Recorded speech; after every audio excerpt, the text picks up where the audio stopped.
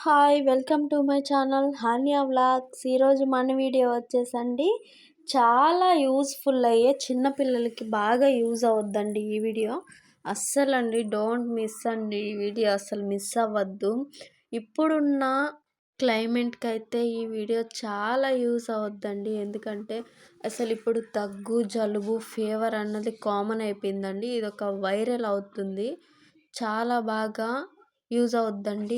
నేను చెప్పే ఒకే ఒక ట్రిప్ అయితే ఫాలో అవ్వండి. అస్సలు మిస్ అవ్వద్దండి ఈ వీడియో అయితే. ఇది బిలో 5 ఇయర్స్ లోపు పిల్లలకైతే యూజ్ అవుద్ది. చెప్పినట్లు చేయండి. ఈ ఆకు పేరైతే కప్పరల్లాకండి. ఈ ఆకు తీసుకొని వాష్ చేసుకొని పక్కన పెట్టుకొని ఇక్కడ ఇదైతే ఒక బౌల్ అయితే పెట్టుకోవాలండి గ్యాస్ పైన. అది బాగా హీట్ అవ్వాలి. అందులోపల ఏమీ వేయకూడదు. ఈ ఆకులు ఒకటే అందులో వేసి బాగా వేడయ్యేంత వరకు ఉంచాలండి.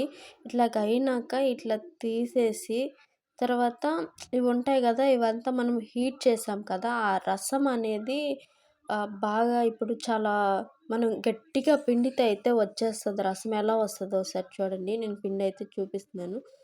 ఇదిగోండి నేను చూపిస్తున్నాను కదా, ఇలా పిండితే అయితే వచ్చేలాగైతే మీరైతే హీట్ చేసుకోవాలి. ఈ చెట్టు ఇంట్లో ఉంటే చాలా యూస్ఫుల్ అండి. 5 ఇయర్స్ పిల్లల్లోపు వాళ్ళకి దగ్గు, జ్వరం, ఫీవరు, జలుబు అన్నదైతే 3 డేస్‌లో అయితే మాయమైపోతుంది. ఒకసారి అయితే మీరైతే ఈ టిప్ అని ఫాలో చేయండి.